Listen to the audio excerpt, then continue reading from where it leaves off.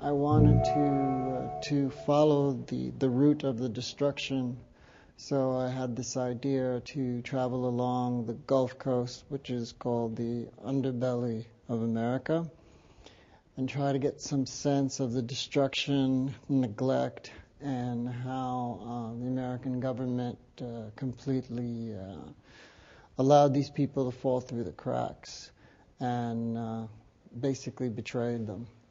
And so I started to think about it in detail, how to do that.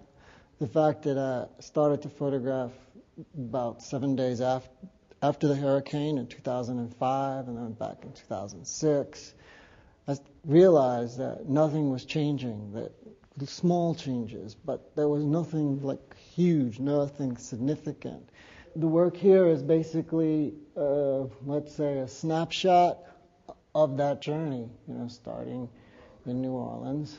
There's Mississippi. There's another part of Louisiana. Also, the idea that you could go into like a church, for example, and discover that it was completely destroyed, but the only thing left was an American flag. That picture was taken in 2007.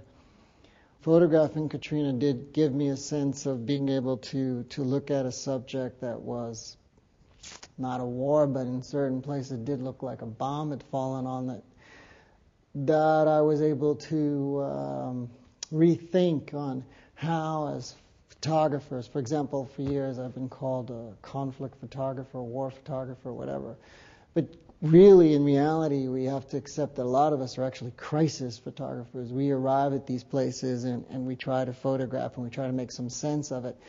And with Katrina, which was not a war but was a crisis, I was able to try to find a way to document it in a photojournalistic way, but also because you want your audience to enter it, to be able to see it, to embrace it. Like, for example, this picture, I think it's a lovely picture, and it harkens to the South and the old plantation kind of mansions, but it was underwater, so it's like kind of eerie in that way, and it shows a natural disaster, but at the same time there is a certain loveliness to it.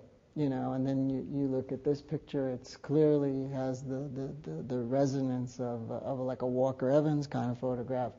But then you have this kind of picture, which is very clearly, if you're familiar with what I've been doing with panoramics the last few years, it captures that panoramic feeling that shows up in a lot of my work.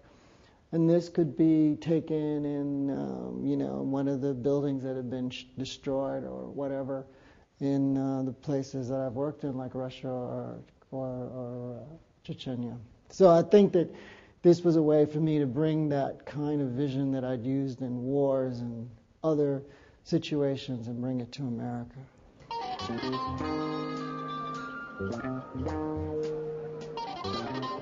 I know that that's a controversial thing for me to say, but I really do believe in the print.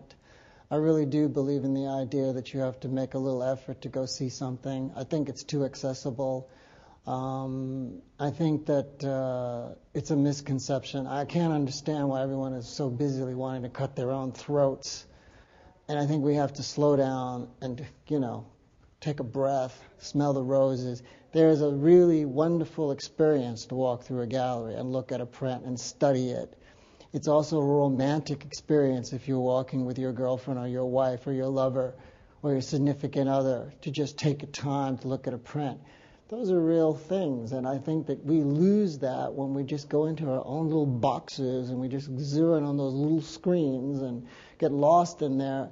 It's not really, for me, the internet a sharing experience. A gallery is a sharing experience, and all you need is just to climb up the stairs and you're in heaven.